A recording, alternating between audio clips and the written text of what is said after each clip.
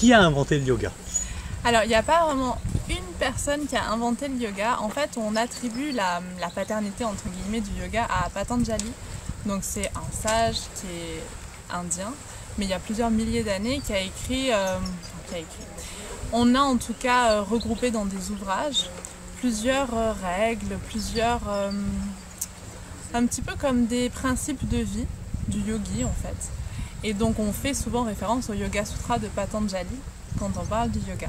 Qu'est-ce que le yoga apporte en fait?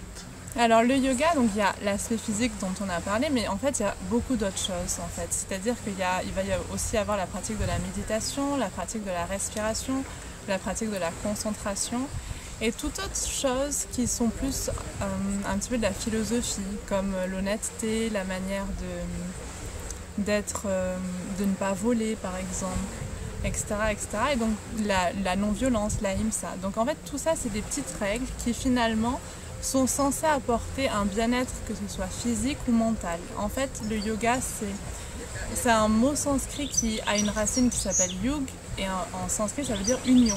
Donc ouais, c'est le fait d'unifier déjà le corps et l'esprit, mais aussi on peut voir ça s'unifier soit par rapport aux autres, soit par rapport à la nature, etc. etc. Donc c'est plutôt une pratique qui va apporter un apaisement, mais aussi une meilleure conscience de soi. Quel type de yoga quand on débute? Alors, il y a surtout on va dire, des formes de yoga différentes. On va avoir le Hatha Yoga, qui est un yoga qui a été importé en Occident à peu près dans les années 50, qui est un yoga qui est relativement populaire, on le trouve le plus souvent, et c'est un yoga où on a plusieurs postures. On a de la partie respiration, on a de la partie méditation, on a de la relaxation aussi. Et souvent, les postures sont, suivant comment c'est enseigné, relativement évolutives en fait. On peut vraiment s'arrêter là où on sent que c'est ok pour nous dans la posture. Donc je trouve que c'est un bon yoga parfois pour débuter, parce que c'est un yoga qui nous permet aussi de se poser un petit peu, de ne pas tout le temps être dans la réflexion, on va dire. Mais pour les personnes qui ont justement besoin de beaucoup d'indications, il va y avoir le yoga Iyengar. Donc c'est BKS Iyengar qui l'a créé. Donc lui, il est plutôt entre guillemets contemporain. Il est mort en 2004. Et c'était un maître yogi indien qui a créé un yoga qui était extrêmement précis, J'aime beaucoup ce type de yoga parce qu'il est très précis au niveau des alignements. Donc je trouve que pour des débutants ou pour des personnes qui n'ont pas forcément beaucoup conscience de leur corps, comme il y a beaucoup d'indications et comme on peut utiliser des chaises, des briques, c'est super pour débuter en fait en apprenant les postures suivant notre corps en fait, suivant notre morphologie. Les yogis sont-ils tous véganes et végétariens? Alors, en fait cette question elle est très pertinente parce qu'en fait dans les règles du yogi, on l'a un petit peu vu, on a parlé de ahimsa, donc le fait de ne pas blesser. Donc ça, pour certains yogis, ça a été interprété, et je le comprends, comme le fait de ne pas faire de mal et de ne pas causer la mort, par exemple, d'un animal, d'un être humain non plus. Donc du coup, il y a beaucoup de yogis qui ne consomment pas de viande, qui ne consomment pas de produits animaux non plus, et qui sont véganes.